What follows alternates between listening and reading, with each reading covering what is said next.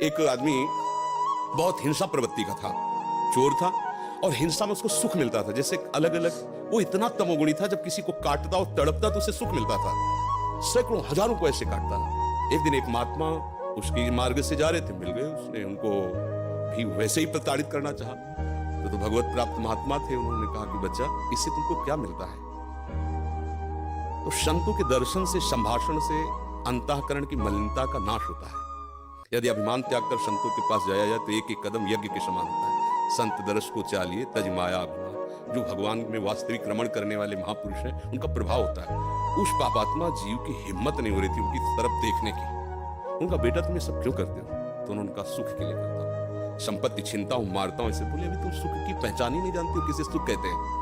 तो उनका फिर मुझे बताइए, आप सुख किसे कहते हैं? बोले, हमारी बात तुम्हें तभी समझ में आएगी तब तुम निष्पाप हो गए, क्योंकि पापवंत कर सहज स्वभाव भजन मोहिते ही भावन। बोले, महाराज क्या करूं जिससे मैं निष्पाप हो जाऊं?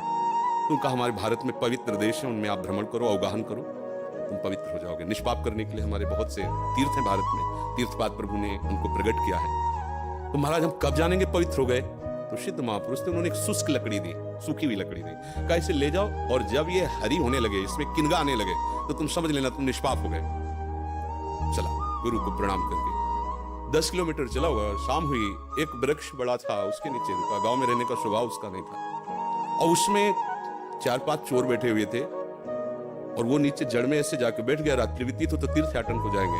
वो ऊपर प्लान बना रहे थे कि इन गांव वालों ने मुझे बहुत सताया है, आज रात्रि में 12 बजे चारों तरफ से आग लगा देंगे और अस्त्र शस्त्र ले जो भागेगा मारेंगे, पूरे गांव को आज नष्ट करेंगे। उसके कान में पड़ी बात, उसने कहा कि तीर्थ यात्रा तो जा ही रहे हैं, अगर इन जो 4 हैं 5 हैं इनको अगर मार देते हैं तो जा ही तो रहे हैं तीर्थ यात्रा में, पूरा गांव बच जाएगा। ये पूरे गांव को मारना चाहते, पशु पक्षी हैं, बहुत से जीव है। तो उसने कहा, भैया तुम्हारे गुरु हम हैं, तुम 4-5 मिलकर मारते हो, हमने अकेले न जाने कितनों को मारा है।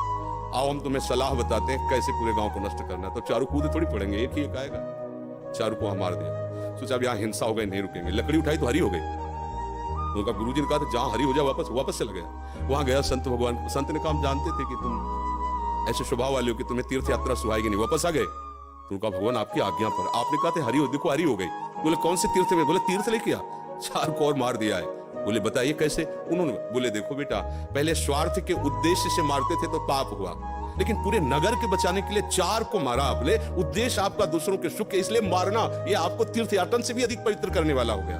क्रिया वही, उद्देश्य परिवर्तन, फल का परिवर्तन। यदि हम सब अपने धर्म से चले, अपने कर्तव्य को भगवान की पूजा माने, तो जो जहां है उसको अलग से कोई मार्ग चयन नहीं करना, वही भगवान की प्रसन्नता के लिए करे, उसको वही भगवान की कृपा की प्राप्ति होगी। तो आपको